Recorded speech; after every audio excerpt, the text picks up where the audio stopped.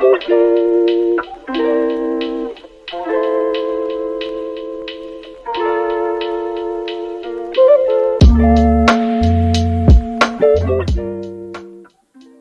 Dublin riots. Why are so many on the left so quick to dismiss every outpouring of working class rage as mindless and lumpen? This article is reproduced from the Class Consciousness Project with thanks. British news media, having broadcast propaganda on the mass slaughter of Palestinians on behalf of Israel and US imperialism for the last 7 weeks, became temporarily distracted by the literally explosive events in Dublin that unfolded on the night of Thursday, the 23rd of November. According to the corporate media, the riots were precipitated by a violent attack that had taken place earlier in the day when 3 children and a teaching assistant were injured in a stabbing outside a school. The Garda, the Irish police, issued a statement on the incident, which included the statement that the attack does not appear to have a terrorist motive. It was this turn of phrase that is thought to have led many in the city to make the leap, either by themselves or with the assistance of far-right agitation, to conclude that the school attack had been carried out by a non-white immigrant. What followed was the biggest civil disturbance in the city in decades and the biggest single mobilisation of the Garda in the history of the Irish Republic. The Irish Prime Minister Leo Varadkar said that some 500 people had taken part in the rioting, during which vehicles were set ablaze and shops were looted, while the Chief of Police, Drew Harris, blamed far-right ideology for the explosion in violence. We have written on the potentially explosive consequences of immigration in our article, The Immigration Question, part of which examined the riots that took place in Knowsley in Merseyside in February 2023. There are some glaring similarities between the riots that took place in Knowsley and those which consumed Dublin city centre on the night of the 23rd of November. Both were precipitated by attacks on locals. In Knowsley it was the harassment of a young girl. In Dublin it was the stabbing of 3 children and an adult. Both attacks were alleged by some in the area to have been perpetrated by an immigrant, and both localities have been targeted by far-right groupings, seeing fertile ground to sow racially aggravated agitation in poor working-class areas that have long since been abandoned to their fate by the ruling class. Anti-immigration protests began to surface in Ireland as far back as November 2022, when the government was attempting to settle some 65,000 Ukrainian refugees. Protests continued across the country, but came to prominence earlier this year when thousands took to the streets of Dublin claiming that Ireland is full. Clearly, the events of the 23rd of November, whilst spontaneous, were not a discrete event, but rather part of a pattern of protests based in deep resentment which goes back a long time. As we wrote in our article on immigration, the ruling class are deeply cynical in the way in which they treat immigrants and refugees, often placing them in poor working class areas whose local services are already stretched to breaking point, if they exist at all after years of crushing austerity. Whilst it is true that right-wing agitation has played a key role in the fomenting of tensions, these agitators have been afforded every opportunity by the ruling class to do so, using already existing and deep-seated social and municipal issues to create division and resentment. Anger which has manifested itself on the streets of Dublin and other Irish towns and cities over the last 12 months. The Irish ruling class arguably has a deeper crisis within its borders to contend with than has the British ruling class. Not only does it suffer from a declining birth rate, as does Britain, but it also has a long history of emigration, which goes back to the mid-19th century, owing in a great degree to the actions of British imperialism, which treated the island of Ireland during the colonial period as little more than a farm colony, exploiting its land and people for agricultural produce and continuing to exploit that land during the Great Famine of 1845 to 52, during which 1 million people died and another 2 million were forced to leave the country. There were 8 million people living in Ireland in 1840. Today the population is 7 million. As clear a sign as could be seen that the effects of the Great Famine persist to this very day. Even the independence that the Irish won from Britain in 1922, with its constitution as a republic in 1937 and its formal declaration of the same in 1949, could not ease the plight of its people. The chief reason for this is that Ireland did not then and has still not won full independence from Britain.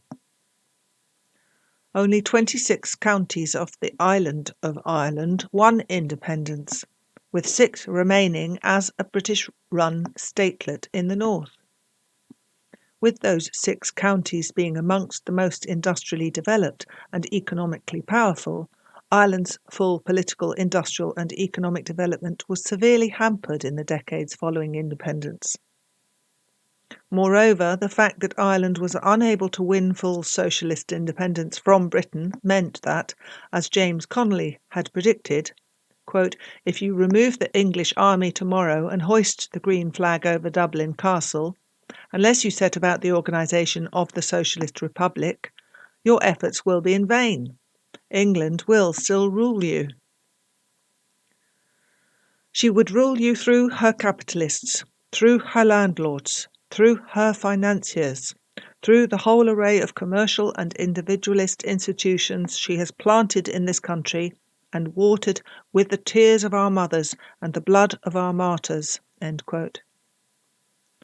The Irish ruling class, faced with these impediments to the development of its industrial and economic base, chose in the mid-1990s to fully embrace the imperialist trading bloc that is the European Union, as well as to adopt what became known as its Celtic Tiger economic policy, which in essence was to slash corporate taxes in order to tempt multinationals like Google and Apple to its shores, as well as to dive headlong into property speculation. Coupled with this, the Irish ruling class tried to solve the problem of its low birth rate and high emigration by importing workers from abroad, namely from the former socialist Eastern Bloc states. These immigrants were well educated, often already spoke English, and vitally were willing and able to work for lower wages than the Irish population could. After a period of sustained growth in GDP, the Celtic Tiger showed itself to be, in reality, a paper one. When the financial crash of 2008 left dozens of developments abandoned unfinished, the Irish economy plunged into a deep recession. With no currency of its own, the euro is in effect a foreign currency, it was left at the complete mercy of the European Union and the European Central Bank, with Germany as its hegemonic member. Ireland became one of the pigs: Portugal, Ireland, Italy, Greece and Spain. 5 weaker European economies that the powerful states in the north of Europe, which at the time included Britain, asserted were basket cases that had created the terrible financial messes that they found themselves in through their own improvidence, rather than as a direct result of the workings of the capitalist imperialist system and its overproduction crisis.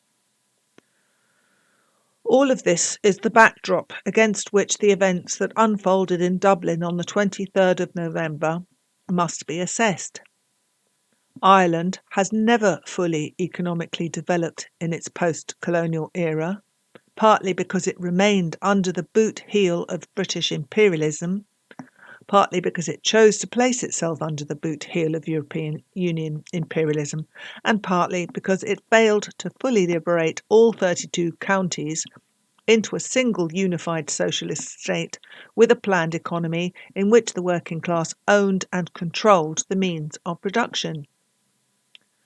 The Irish left, lacking either the inclination or ability to apply a class-based analysis to the problem, has dismissed those involved in the disturbances as racist lumpens, who have seized on the opportunity for wanton violence and looting based on the loosest of premises, that of a violent attack on 3 children and an adult outside a school.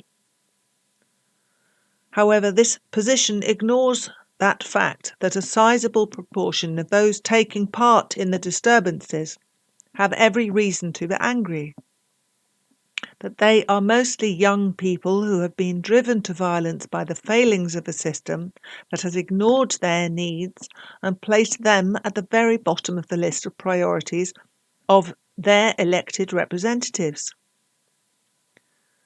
The self-identifying left prefers to label these people as irredeemable racists for a number of reasons. First, because its leaders have no answers to the concerns of these poor workers. In particular, they have no answer as to why there is such a chronic and persistent shortage of affordable housing and decent jobs, why people who come from abroad to settle in their country are placed in areas least able to support them, and why there seems to be neither the inclination or ability of Ireland's rulers to change any of this. This marginalisation and the refusal by the left to engage with the marginalised, who are justifiably angry about the decades-long decline of their living conditions and their neighbourhoods, concedes the opportunity to engage to far-right extremists, who are only too happy to talk to workers with their twisted answers to the pressing concerns being felt in these devastated communities. It is, of course, necessary to firmly reject and resist all far-right agitation in poor working-class areas. These charlatans fail to offer the people of these communities any real answers to their legitimate concerns. They seek only to sow division and hatred among an already angry and marginalised group. Instead, we must face the concerns of poor working-class people head on. We must be prepared to hear views that we may not like, to listen with respect, but also to challenge prejudices that have been carefully inculcated by bourgeois propaganda with a socialist explanation of why the world is the way it is and why working-class people, whether they were born here or arrived as immigrants, find themselves at the bottom of the social heap. Ultimately, for Ireland, the only solution to the issues that beset the country and have beset it since the 19th century is for it to become a fully unified, independent and socialist state.